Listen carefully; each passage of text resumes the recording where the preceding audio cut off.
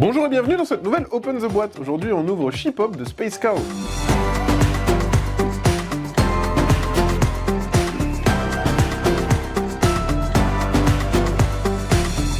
Ship Hop, c'est un jeu de Maël et Florian Fay. C'est à partir de 5 ans pour 1 à 4 joueurs, ça dure 15 minutes, et c'est un jeu inspiré du jeu de dames. Vous allez devoir faire du saute-mouton pour sauver un maximum de moutons, pour pas qu'ils se fassent manger par les petits loups. Alors, on a une boîte qui est un peu rigolote, parce qu'elle va aussi servir de plateau. Quand on la déplie comme ceci, hop, on voit qu'elle se détache, et on a un plateau de jeu. Ce qui est bien, c'est que, hop, on pourra laisser la boîte ici, parce qu'on va voir que même l'intérieur de la boîte peut servir en jeu. Donc, je vais mettre ça sur le côté pour l'instant.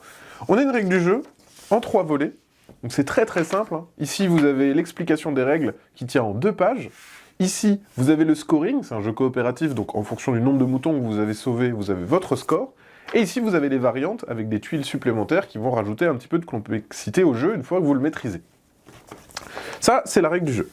On va retrouver, du coup, hop, notre plateau de jeu. Donc on a une petite pub pour les jeux de la gamme Space Cow. On va avoir les différents pions. C'est des pions en bois. Hop. Voilà, il y a aussi un petit dé. Donc on a les moutons. Les moutons, ils sont en plusieurs couleurs et ils vont commencer la partie juste ici. Et on va les placer totalement aléatoirement. On a aussi des petits pions loups.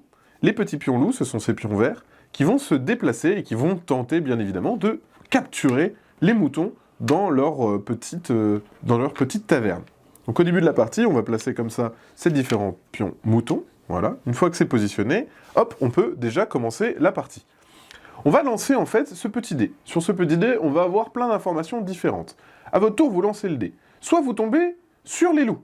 Si vous tombez sur le petit loup et le grand loup, bah c'est simple, vous allez déplacer le grand loup et le petit loup dans le sens indiqué par la flèche. Si vous tombez sur les 2 grands loups, vous déplacez 2 fois le grand loup. C'est aussi simple que ça. Toutes les autres faces, ce sont des moutons. S'il y a une couleur dédiée, vous devez déplacer un mouton de cette couleur. S'il y a les 3 couleurs, vous choisissez quel mouton vous voulez déplacer. Donc vous allez pouvoir comme ça déplacer vos moutons, le loup va se balader. Si à un moment, un loup se déplace sur un mouton, il le capture et hop, on le met dans sa tanière.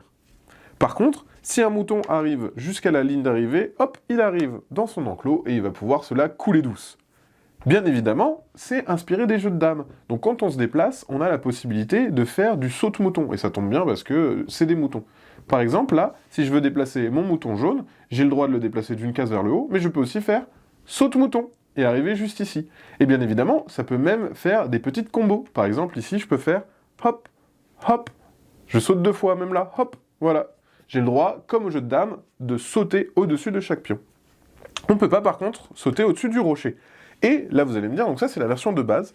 Il y en a une planche de punchboard avec des petites cases spéciales qu'on va ajouter sur la partie une fois qu'on maîtrise un petit peu le jeu. On a un autre rocher qui va être une pièce qui n'est pas franchissable, donc on ne peut pas sauter au-dessus d'un rocher. On va avoir le petit raton laveur qui est tout espiègle et qui va changer le sens des loups. Donc à chaque fois, il va se retourner. Dès qu'on saute au-dessus du raton laveur, il va changer le roulement des loups.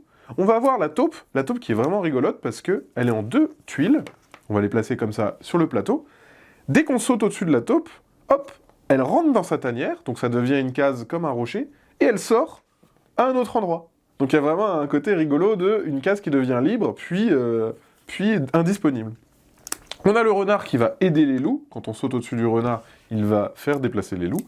Et on a aussi le petit chien qui va vous permettre de déplacer des moutons supplémentaires parce qu'il gère les troupes.